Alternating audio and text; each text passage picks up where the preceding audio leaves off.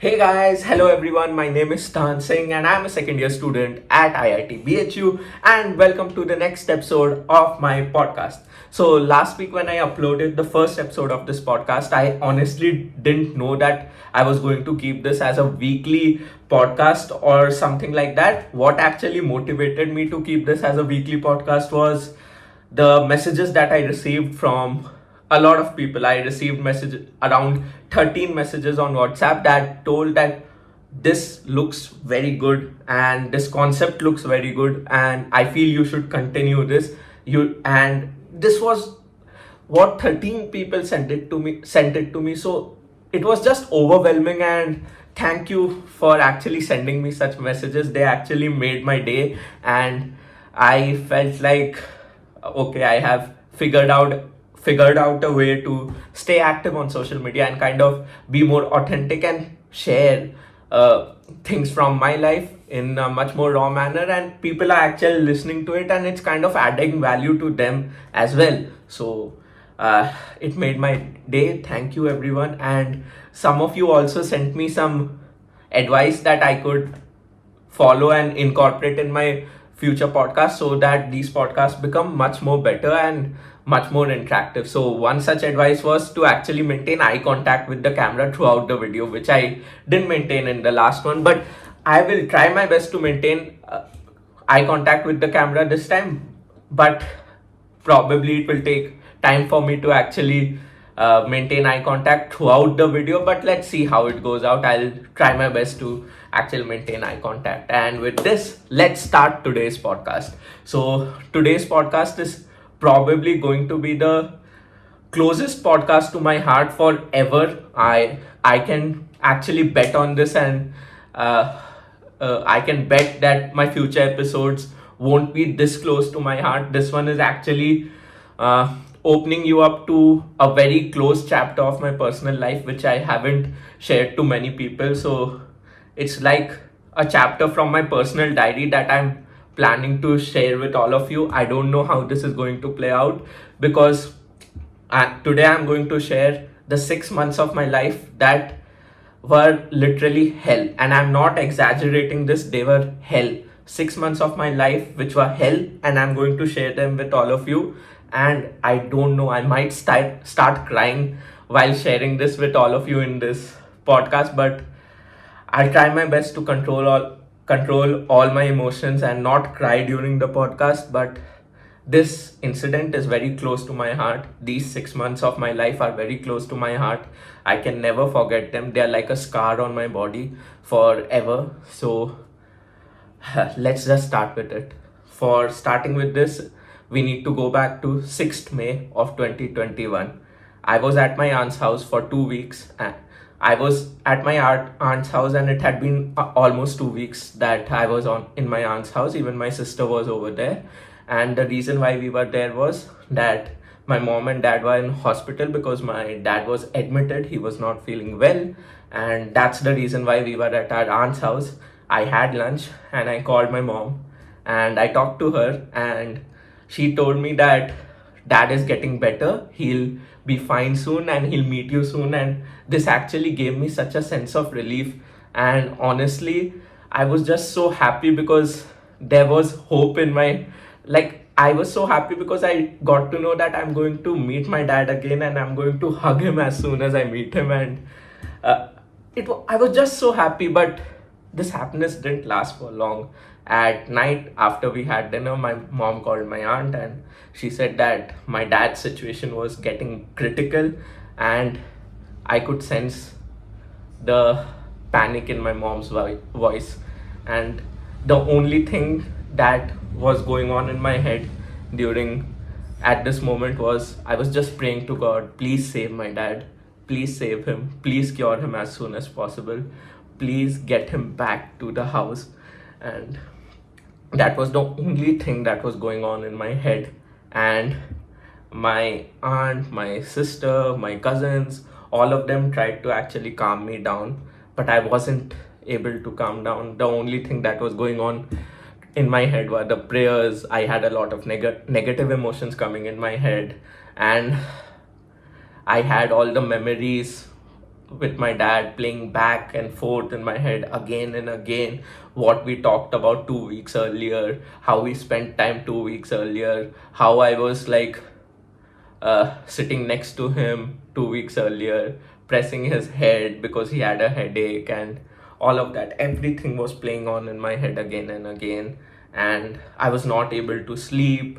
Uh, but somehow then I just felt asleep because I was kind of reciting these memories back and forth that were playing on in my head to my aunt, and I guess while reciting them I fell asleep. The next day when I woke up, the first question that my aunt asked was, "Dad, does your dad have a life insurance?" And I didn't know what I should answer at this question. My instant reaction was, "Is Papa all right?" And she told me, "Yeah, he's fine. I just asked like that." This again gave me a sense of relief, but this time I had a doubt. Is he actually fine? This time I was worried. I was extremely worried. I called my mom. She didn't pick up, and my aunt also told to not call my mom because dad was in a critical situation. And then 30 minutes later, I get a text on WhatsApp from my dad's friend stating that, "I'm sorry to hear about Yash and take care." Full stop. This was the text. And this is when I completely lost it. This is when I didn't know how to react. I started screaming, I started crying, and the first thought that came inside my head was that I want to kill myself, I want to die, I don't want to stay alive if my dad is not there.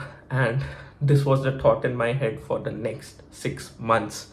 For the next 6 months in my life, this was the only thought that was flowing in my head day in, day out. Whenever I used to talk to my mom, I used to tell her that I don't find meaning in living, I want to die.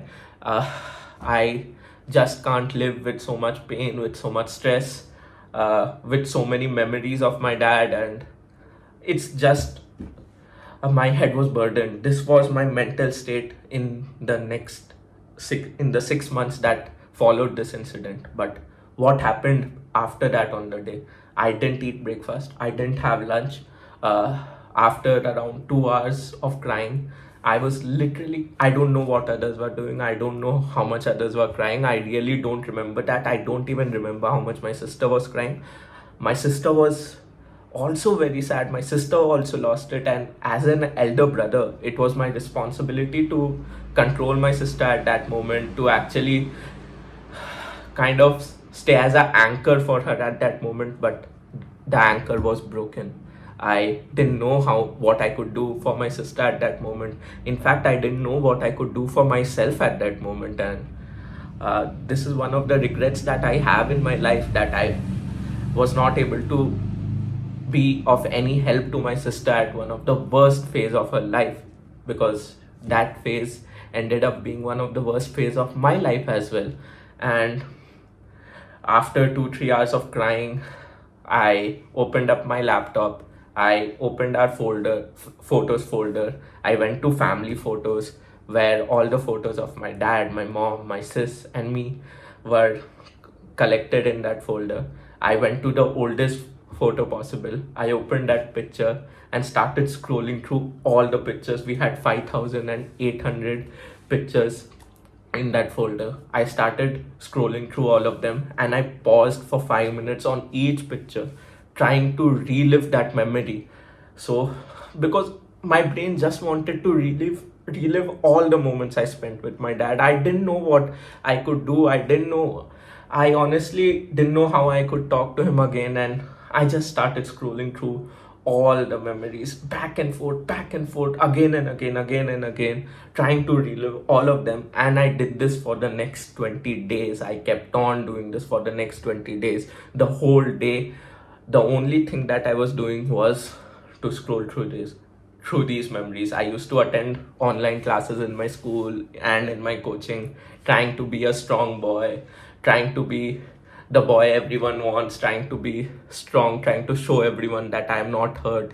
But the only thing that I was doing was scrolling through these pictures, trying to relive each and every memory, trying to find audio recordings in my dad's phone and hear his voice. There are some calls which your parents record because those are important calls, right?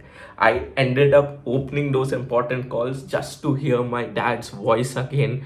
And I honestly don't know how I have been through that phase, and I honestly don't like recalling it that much, but it just comes in my head sometimes, and every time I try to recall this, I end up crying. It's just such a painful time it had been for me, and I don't know how to put it into words. When I used to hear his voice in the call recordings, I used to just like lose everything. I used to just, the first thought that came in my head was that I'll never be able to hear this voice again. And I honestly, my mind didn't know how to react to this. My heart didn't know how to react to this. And I used to break every day when I tried to relive all of these memories. And 20 days down the line, I stopped doing this, not intentionally. I wanted to keep reliving those memories again and again, again and again, loop after loop. I can take this loop to infinite days. I can do this my entire life. But being the elder brother of the family, I had to do some work as well because my father had passed away. He was the only earning member in the family.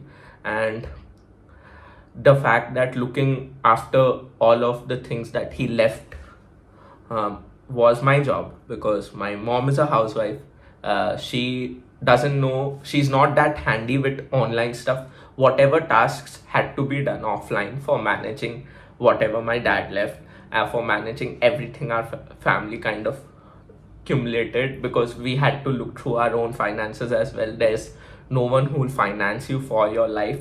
My education was left out, my sister's education was left out, so this was a priority.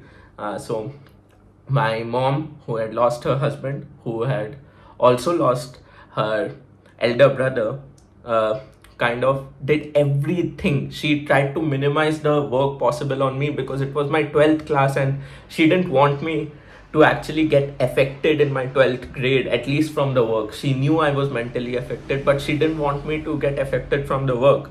And she tried to do everything on her own, being in a very tough mental state herself. And she's truly an inspiration for me, that she had gone through so much. She had lost her brother, and then 2 weeks later, she had lost her husband, and she still did things for me and my sister, just so that we can have a better life, we can have good education, and we don't get affected much. But we both were obviously mentally affected, and it does hurt you mentally. Such as our brain is never prepared to handle such situations, and these situations actually hurt you a lot mentally. But we somehow went through all of this, and 20 days later on, I started doing some online work, like looking at the bank accounts, looking at certain other things as well, trying to figure out how to manage those finances, trying to figure out the best possible ways that we can use to actually have these finances sorted for a good period of time. Because for me as well, because I would also start earning at probably after 4 years. I would, because I had to do college as well. But honestly, what I used to do this work, but the only thing that used to play on in my head was, I'm missing my dad and I'm doing this work. Does that make sense? Like, honestly, I had lost the reason to live. I didn't know what I wanted to do, because I had always lived for keeping my dad happy. I just wanted to do things for him. I wanted to kind of fulfill all his dreams, because that's what I had always seen. Like when I was a child, I was not a child who used to get awards in school. I have never gotten any award in school, and in every award function I came empty handed. And I used to see the face of my friends' parents who were happy, very happy when their child got awards, and I used to come empty-handed. And my dad was still happy, but one thing that I had promised myself was to actually get into good colleges, get good grades in 10th and 12th, and make my dad happy. Just like others make their parents happy. I wanted to get a good rank in JEE Mains and JEE Advanced to make my dad happy. I wanted to clear NTSC to make my father happy. That was my goal. But I lost the reason for my goal. Now, what should I do? I was completely clueless. For these 6 months, I hardly studied. I was not able to focus on studies. I was just kind of every moment I was just missing him. I was trying to recall everything he used to talk about with me. He used to talk about how he always dreamt of building a business. He always talked about how he always dreamt of opening a school where he would teach children for free, because education was one thing that actually helped my dad change his life as well. So he wanted to change others' life using education, and that was one of his biggest dreams. And uh, I was just trying to recall all of this, so this becomes a source of inspiration for me. And at this date, at present, my source of inspiration is actually my dad's dreams. I'm kind of trying to live my dad's dream. I'm trying to fulfill my dad's dream, and that's my goal. That's my vision now, and that's how my vision has changed. But one thing that hasn't changed in my life is the pain. Like whenever I think about this, I am in pain. And when this thought comes in my head, it mostly comes when I'm happy. It's not that when I'm sad and when I'm kind of everything is going against me. I have exams the next day and I have this thought coming in my head that I'm missing my dad, and I'm crying, and I'm taking this as a reason to not study. Many people think that this is the reason why I am kind of sad before exams. No, that's not the reason. To make it very clear, many people just kind of don't want to understand you or just assume a lot. I am trying to break all those assumptions. People who have lost their closed ones, no, they think about them the most when they're happy, because when they're happy, their subconscious mind gets activated that, oh, in your last happy moment, your dad was there and today he's not there. That happens because, see, we as humans usually remember all the happy moments of life. Actually, whatever I remember about my dad, whichever moments that play in my head about my dad, are all the happy moments that I spent with him. And when a happy moment comes in my life again, those memories play back again. The subconscious mind mostly plays the happy memories, and that's a reality. I have experienced it, and I miss my dad mostly during the happy moments. I remember I cried on the day when I qualified NTSC stage 2. I cried on that day because I didn't have my dad to look at it. I didn't have my dad to celebrate with. I cried on the day my class 12th board results came. I cried on the day my JEE mains result came. I cried on the day my JEE advanced result came. I cried on the day when I got my first stipend. I cried on each of these days because I didn't have my dad with me on these days, and that made these days not like bad. That made these days incomplete. I had a sense of incompleteness on these days. And whenever I used to go to write a entrance exam, whenever I used to go for some exam, I used to stand outside the center alone, and everyone around me used to stand with their parents, and their parents used to tell them, best of luck, do good in the exam, you'll do great, don't worry. They used to give best wishes to their children. I didn't have anyone. I was standing alone. I didn't have anyone giving me best wishes.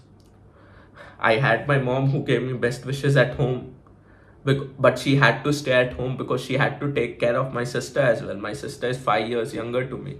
She had to send her to school, and when she comes back from school, she had to prepare lunch for her. So she couldn't come with me to the exam centers, but her best wishes were there. I knew that.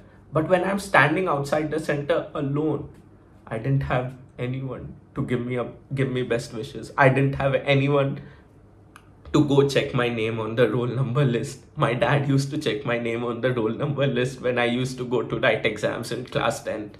I didn't have anyone to do that this time.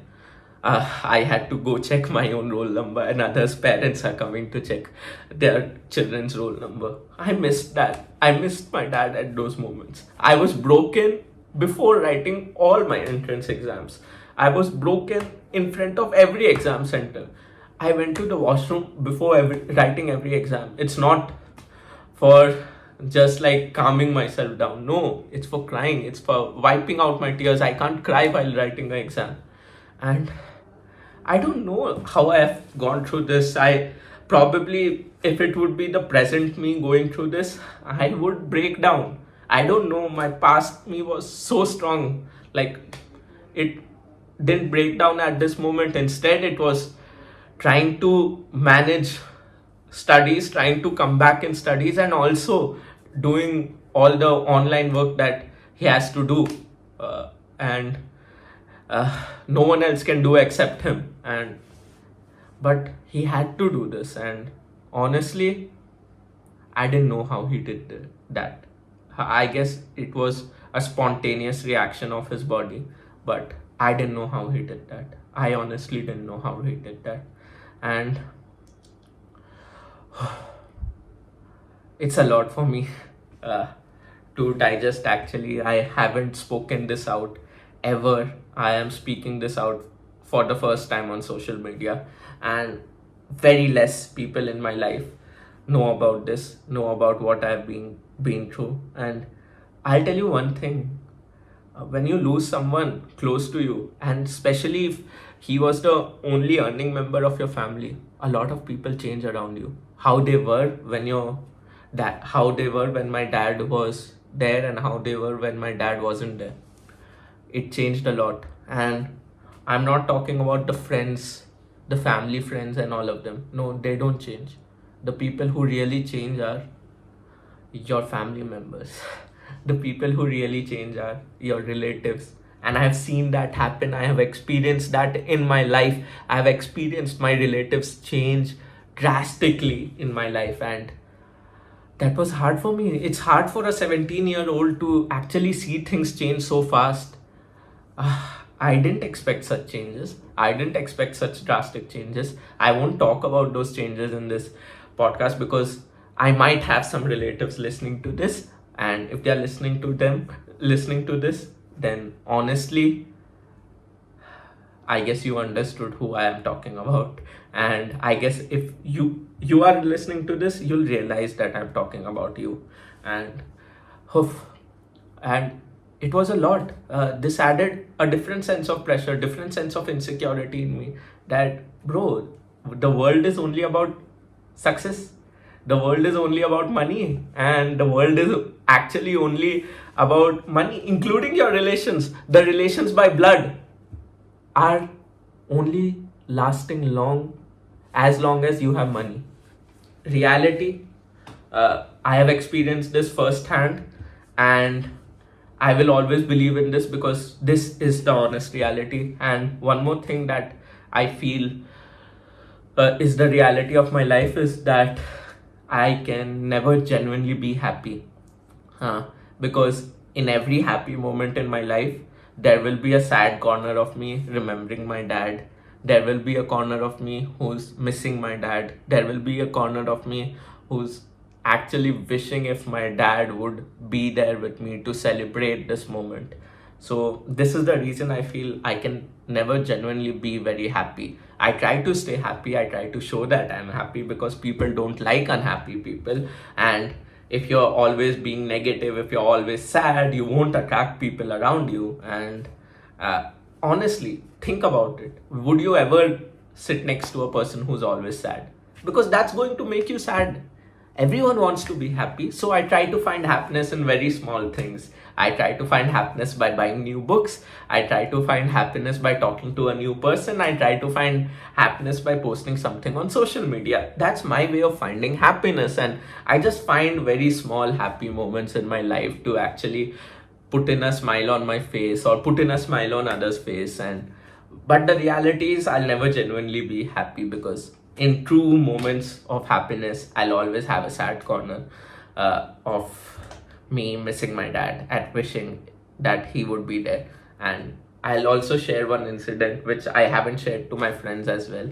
So I went to a trip with my 6 friends in Darjeeling, and a trip to Darjeeling and Gangtok. And over there it was around a 3 days trip. We stayed in for 3 days, and every night I used to go to the washroom, and I actually cried in the washroom because before that trip, the only trips I have been to in my life were with my family and of course with my dad.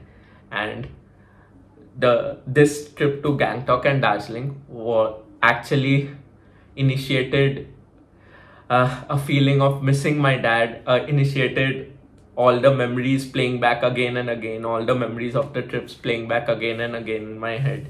And I honestly couldn't stop myself from crying. So, and I didn't share this with my friends because I didn't want to spoil their trip. Why should I spoil their trip? If my trip, if there's a moment that of me crying in my trip, then why should I share it with everyone so that they also feel sad about it and they can't joke around it on the trip after that? Because people feel that if they joke around with a person who stays sad, then they'll probably hurt him. But and I didn't want that feeling to come along on the trip. So that's the reason why I did not talk about this with my friends on the trip. And this is the first time I'm actually sharing this. I haven't shared this with anyone.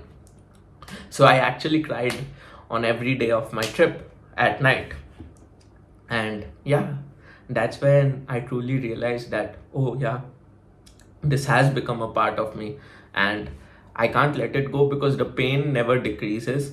How much ever you talk to someone, how much ever you talk about it, it's the intensity of this pain will never decrease. How much ever it has time has passed by, the intensity won't decrease. Almost 2.5 years have passed by this incident, but the intensity never decreases. I miss my dad to the same extent as I missed him on May 7th, 2021.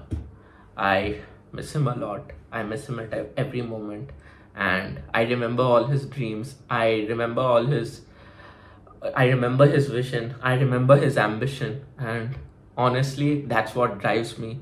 That's what drives me to build something of my own. That's one reason why I chose entrepreneurship, because I honestly want to kind of build something of my own, because my dad always wanted to do that. And that's one thing that has happened with me. Like overall, completely in my childhood, I was always ingrained with this notion that yeah, building something of your own could be an option, and my dad used to talk to me about it a lot. So there's this is one thing, there's a mental programming in me that I want to build something of my own, and it has become stronger since the day I lost my father, because now I feel he's not there to fulfill his own dream. So if I build something of my own, probably his dream will also be fulfilled. And the second reason is that I've seen my dad do a job, and honestly, he enjoyed his job. He enjoyed working over there, and he actually put in extra hours because he enjoyed doing the work over there. But one thing that he always told me was that he couldn't even think of leaving his job once he started it, because first of all, he started it because he came from a very poor family background, and he didn't have any family backing. So, and at that time, raising funds, raising investments wasn't so talked about in India, and it wasn't that popular throughout the globe as well when he started out his career. So he had to start with a job. But after that, the responsibilities of families, the responsibility of a child going to school, so he had to manage those responsibilities, and he could never afford taking that risk to start his own startup. And he always told me that he'll start something of his own as soon as I start doing my BTech. And that was, and that time never came. I'm like, that time never came. And this made me realize that life is very short, brother. Like, it's literally very short. You might be completely good today and you might die tomorrow. You can't predict your death. You don't know when you'll die. You might be recovering from a disease today, and tomorrow you're dead because of the same disease. You might be completely fine, but 30 minutes later you had an accident and you passed away. And honestly, I feel that I don't want to die without fulfilling my own dreams. And uh, one thing that I believe in is that if I don't take a risk today, if I cannot take a risk today, then when can I take a risk? Because once I get into a job, will my responsibilities ever get lesser to take a risk? I have responsibilities today. I will be the only earning member of my family once I start earning. But will these responsibilities ever decrease if I don't take a risk today? That's why I want to take a risk in my college life, because uh, if I don't take a risk in college life, then when will I take that risk? Then after some time, after some years of doing a job, I'll have my own family, own set of responsibilities with your own family. You, and plus you need to give time to your family. Honestly, if you want a good family life, you need to give time to your family. If you want to raise your children well, you need to give time to your family. My dad gave me a lot of time. He used to like wake up at 4 o'clock and start teaching me maths, and I loved learning maths from him. Honestly, he was the best maths teacher I've ever had till now. I enjoyed that time which I spent with him, and I just remember the good part now. So, yeah, if you want to raise your children well, you need to spend time with them. My dad used to go on trips with me. We used to go on random long drives, and we used to talk a lot on weekends. We used to like sit for 2 hours and just talk. We used to go for walks on 1 hours, and yeah, so he spent a lot of time with me. So when you have to spend a lot of time for your family, you have responsibilities of your family, does it make sense taking risk at that time? That's my honest question to myself that I keep asking myself, and the answer to that is no. So, when is it the best time to take risk? I analyzed it for myself and I found it to be today. I found that today is the best time to take risk. Even though I have responsibilities at present, it is still the best time for me to take risk, because these responsibilities will just increase exponentially over time. And the second reason, and the first reason always holds, I'm scared that I might die. I'm scared that I might die before fulfilling my dreams, and I don't want to die that way. And there's one more thing I wanted to share, that after this incident in my life, I I have genuinely developed one fear in life, which is death. It's not that I will leave the world and all of that. I fear death because of that. No, what why I fear death is because I've seen what death does to your close ones once after you. Like what death does to your close ones. I've seen that. I've experienced that. I lost my father. I saw people changing their masks, and I kind of saw myself go through pain. I kind of saw myself, my mom and sis figuring out ways to actually kind of get back to normal. And saw all of us suffer together. And what I fear the most about that is that what will happen to my loved ones, especially the close ones, when I die. And honestly, this is a constant question that I haven't found an answer to, and I'm in search of the answer to this question. And probably when I find this answer, or if I find this answer as ever, I'll share it in some other podcast. But this is one answer that I'm trying to look for. This is one thing that I'm searching for, that I think about a lot. And yeah, that's it for today's podcast. I guess this was a very long episode. I didn't expect this to be this long, but honestly, I was opening up a very personal phase of my life a very personal part of my diary in this episode. So I guess it was long because of that reason, and I hope that this episode made sense. I hope I didn't burst out of emotions at any point of this episode, and if I did, I'm so sorry. I didn't want to burst my emotions out in this episode, but couldn't help it. It was a natural stimulus towards to what I was talking about, to what I was thinking about. And yeah, that's it. Meet you in the next episode of this podcast. And thank you for giving all the love that you gave in the last episode. I hope you enjoy this one. And I hope that you keep giving me feedback. And honestly, your feedback makes my day. So just typing out a feedback in probably 30 seconds will make my day. So if you have made it to the end, please give me a feedback. You can give me a feedback in my WhatsApp DM as well. I genuinely don't care if you're giving me a feedback in public or not. You can give me a feedback on my WhatsApp DM. That will also make my day. And yeah, that's it for today's episode. Thank you for listening in. Thank you for watching if you're watching it on YouTube. And your support genuinely matters to me. Bye. That's it for today.